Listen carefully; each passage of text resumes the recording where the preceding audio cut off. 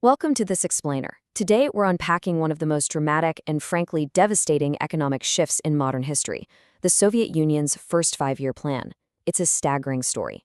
We're talking about incredibly rapid industrial transformation, but one that is fundamentally tied to unimaginable human sacrifice and massive structural upheaval. Let's kick things off with this stark warning from Joseph Stalin. Without an end to economic backwardness, the advanced countries will crush us. That quote right there, it perfectly sets the stakes. It captures the intense geopolitical paranoia driving the massive upheaval of 1928. You see, the Soviet leadership looked at the industrialized capitalist West, and they felt deeply, deeply vulnerable. They decided they needed to modernize practically overnight. In their minds, only rapid state-directed industrialization could protect their socialist model and build the military muscle they needed just to survive. Section 1. Before the Plan, the NEP. So, to really grasp the shock of the first five-year plan, we first need to look at what it actually replaced. Before this, under Vladimir Lenin's new economic policy, or the NEP, the economy actually had a decent amount of market flexibility. Think about it. Peasants could sell their surplus crops for a profit, and small private businesses with fewer than 20 employees were allowed to thrive. But Stalin's command economy, it completely abandoned the NEP. It swapped out those natural market incentives for rigid central planning, the forced nationalization of industry, and total absolute state ownership. Section 2. Stalin's Great Turn and Gosplan. Following a severe grain procurement crisis around 1927 and 1928, Stalin initiated what's now known as his Great Turn. He essentially forced the entire Soviet economy into this massive centralized bottleneck. Instead of relying on market forces to sort things out, every single economic decision was now handed down by Gosplan. Imagine this sprawling state bureaucracy completely obsessed with material balances and super aggressive targets. Gosplan dictated exactly where raw materials went, they assigned workers to specific jobs, and they fixed both wholesale and retail prices. And here's a really fascinating detail from our sources. For purely ideological reasons, the range of mathematics they were actually allowed to use for all this complex decision-making was severely restricted. Plus, these planners were under immense political pressure. So what happens? Their targets were wildly over-optimistic, which inevitably led to a system utterly plagued by falsified reporting. Section 3. Pushing for heavy industry.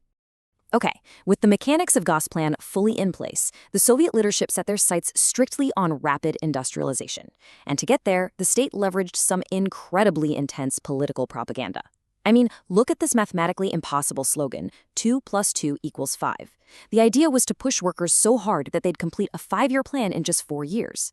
The entire economy was transformed into this intense ideological battleground. Fulfilling the plan wasn't just a job, it was a strict patriotic duty.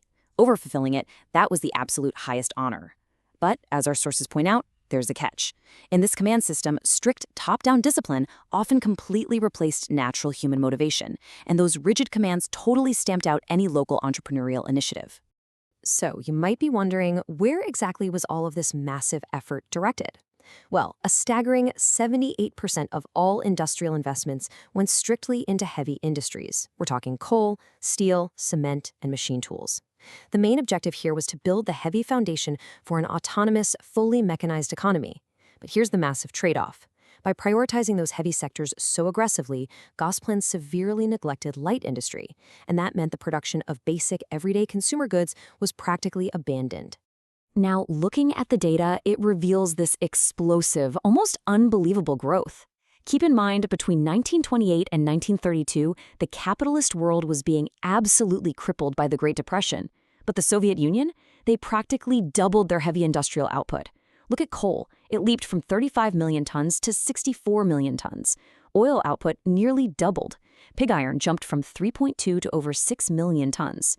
It's like they were erecting these massive new industrial complexes entirely out of thin air.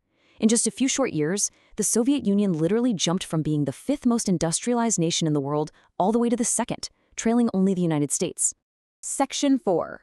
Collectivization and human cost. But of course, this unprecedented industrial boom didn't just happen in a vacuum. It had to be paid for, and it was funded directly by the countryside. Stalin imposed forced collectivization. This meant seizing land from wealthier peasants, known as kulaks, and using the entire agricultural sector to literally squeeze grain out of rural areas. Individual peasant farming was completely replaced by these massive collective farms called kolkhozs. Why? because the state desperately needed that grain to feed the rapidly swelling industrial cities and, crucially, to export it abroad so they could buy advanced Western machinery. Peasants who resisted, they were forced off their land. And to make matters worse, because Gosplan's quotas were entirely inflexible, anytime poor weather or a drought hit, the whole agricultural system just clogged up. It was an absolute disaster waiting to happen.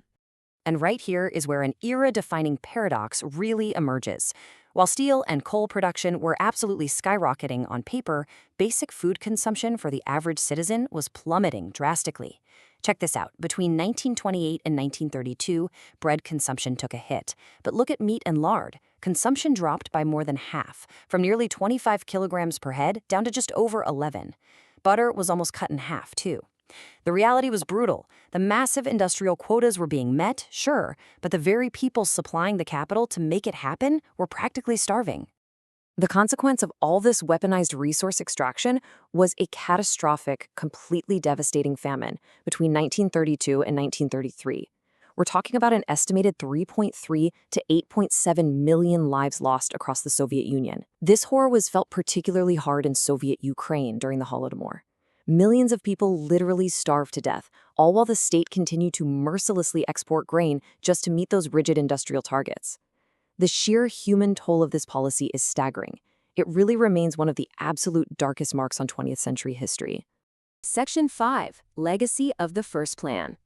Now, as the first five-year plan wrapped up, it established an economic and social blueprint that would actually dictate Soviet life all the way until the USSR dissolved in 1991. But it also inadvertently built this fascinating shadow society. Because Gosplan was so hyper-focused on heavy industry and completely neglected basic consumer needs, a massive second economy of illegal trade and favors became absolutely essential just for daily survival. This informal system relied heavily on a concept called blat. Basically, it was a network of personal favors you'd use just to get your hands on everyday goods like shoes or decent food. Economists note that over time, the pervasive reality of this black market and the widespread corruption that came with it actually ended up undermining the very logic of the command economy itself. So, what's the big takeaway from all our sources? It's that the first five-year plan leaves us with this incredibly complex dual legacy. On one hand, you have to admit, it decisively achieved its main goal. It rapidly transformed the USSR from a largely agrarian farming society into a major global industrial and military powerhouse. It set up a command economy framework that stuck around through 13 more five-year plans. But, on the other hand, it completely locked the nation into this rigid, highly bureaucratic system, a system plagued by systemic inefficiencies, chronic everyday shortages, and falsified reporting, and of course, all of it built upon an absolutely devastating agricultural collapse and a heartbreaking human toll. As we step back and look at the staggering data of this era, it leaves us grappling with one really profound, unsettling question. Can the foundations of a superpower ever justify a catastrophic human cost?